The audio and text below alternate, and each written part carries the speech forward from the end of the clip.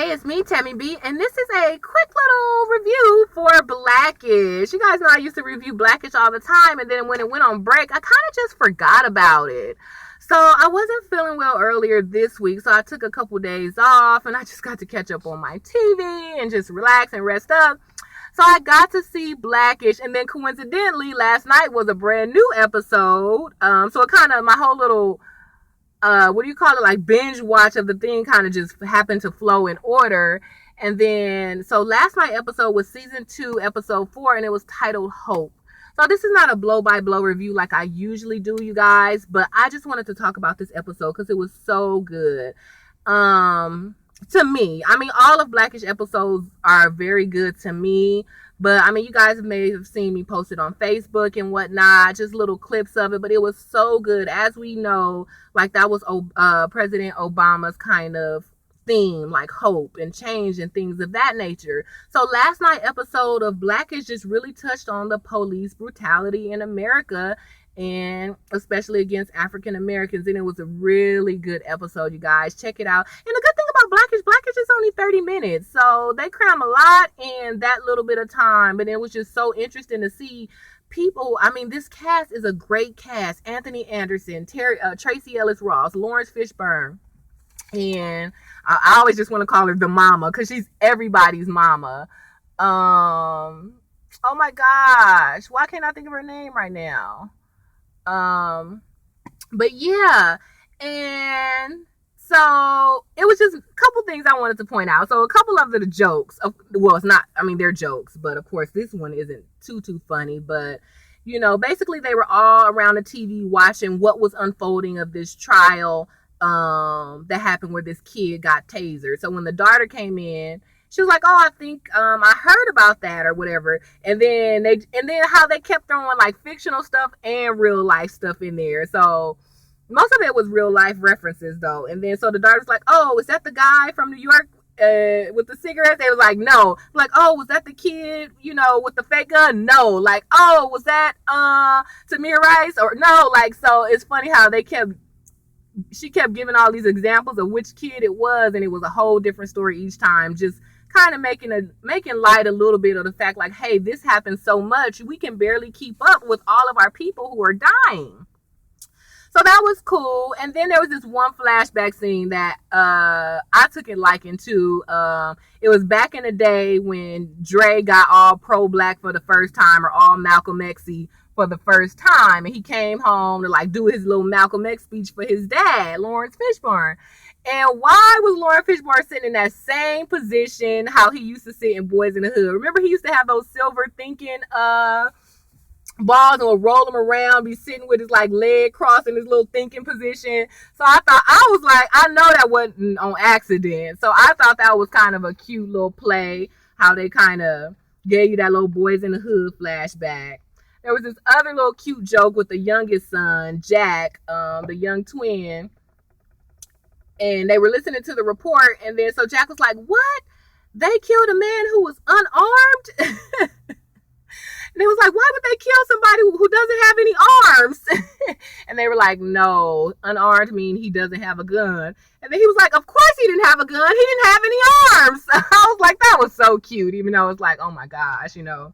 So that was cute. And then, so the police in that story ended up getting off the hook. So everybody in the city was rioting and looting, and it was just getting real crazy.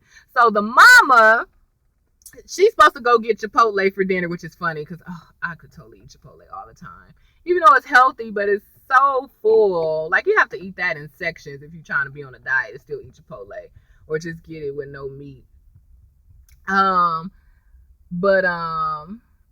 So she was supposed to go get the Chipotle, y'all. She come back with all of this stuff like they are in, like, how we used to prepare for Y2K with ice or water and canned goods and all that. Y'all, she came back with a wagon of government cheese. Mind you, and I've never had government cheese. I forgot. I think they stopped selling it in, 85 or 86? I was born in 84. So I feel like I missed. I don't think I've ever officially tasted the long block of government cheese. So it's funny that she had some government cheese. Y'all, and why she have 2 Crown Royal bags filled with stuff. One filled with coins and one filled with jewelry. That was so funny to me. My great grandma used to do that all the time. Like, my great grandma used to have all these Crown Royal bags filled with stuff. Like, oh my gosh. So I just thought that was funny that their grandma had Crown Royal bags filled of stuff too. That was cute. And other than that, just the main issue or the main topic of the whole episode was, what age is a good age to tell your kids about the bad parts of life? Like, on one hand, Bo, mind you, Bo is half white, so I don't know if this was just the mother side of her or the half white side of her. She kind of thought the twins, who are 7 years old, were too young to know about just the corruptness of the law, or just the fact that, you know, bad things happen to Black people a lot. So she kind of thought that she wanted to protect their innocence just a little bit longer, you know, just so that they could still enjoy life and be happy kids and not have to walk out the door scared all the time. And I actually understand that. Honestly, if you would have asked me that question and said, is 7 good? I probably would have said no. But I do also think that every kid's progression is different. And Jack and Diana, they're smart, you know? So even though she tried to protect them from it, everybody else in the family kind of thought that they should. But they was like, okay, you the mama, we're going to respect your wishes.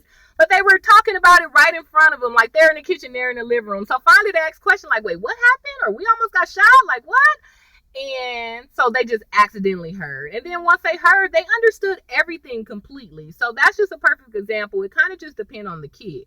You know, because they could have, some kids, when you saying real stuff in front of them, they so busy playing, they won't hear you. So I kind of feel like if those were the type of kids they were, then, you know, maybe they wasn't ready. But since they saw it and heard it and was able to ask questions, oh, girl even pulled it up. She pulled up statistics, like statistics of how many people that the police shot was unarmed. And, you know, in Bo's defense as well, she's a doctor. And we all know, well, I don't know if we all know that, but I personally believe, I guess I should say, that doctors aren't always 100% right, or any profession is not always 100% right, but doctors and a lot of other professions go on stat. So I don't remember the exact number, so I'm going to just round it. But basically, the little daughter was like, hey, 30% of the people shot were unarmed. And Bo's defense was like, okay, but 70 were. So they're still doing more good than bad. I mean, I don't know. Really agree with that, but you know, I definitely understand numbers wise, like as a business major, like, no, run me the numbers. Like, if somebody presented a business deal and was like 70% chance you'll make the money, I would take it. But of course, when I hear the other way around, like cops was wrong 30% of the time, I'm like, oh heck no, you know what I'm saying? So it's just definitely kind of a way to look at it. And I just thought Blackish did an excellent job of just pointing out all the factors. Like, everybody in the room had something to say, but at the end of the day, like the teenage daughter pointed out, but nobody has a solution. You guys are all up in arms about it, fighting over what's the right way, but at the end of the day, like, this boy's still dead, or this boy's still tased, or whatever. So, you know, it just touched on the emotions that could come along with it. Junior, the teenager, he wanted to go. He was like, oh, I'm about to go protest. And it was like, no, you're not. Sit your butt down. And I can understand that as a parent. Like, yes, like, you want your kid to stand up what's right, because that's what he even said. Dad, like, you're not letting me go, but you always told me to, like, be about it. You know, don't just talk about it, be about it. So this is me going to be about it. So I can respect that, but at the same time, as a parent, like, no, you don't want your kid to go in harm's way. So it just touched on all of that, like when to participate versus, you know, worrying about your safety, or, you know, just having that defined line between all police being bad, or all police being good, or just 30-70, like, just whatever. It just touched on so many things. So it's really good, you guys. So if you haven't seen it, go ahead and check out Blackish. That particular episode was season 2, episode 4, and it was titled Hope, you guys. All right, you guys. So enjoy the rest of your day, and I will see you in the next review. All right, bye.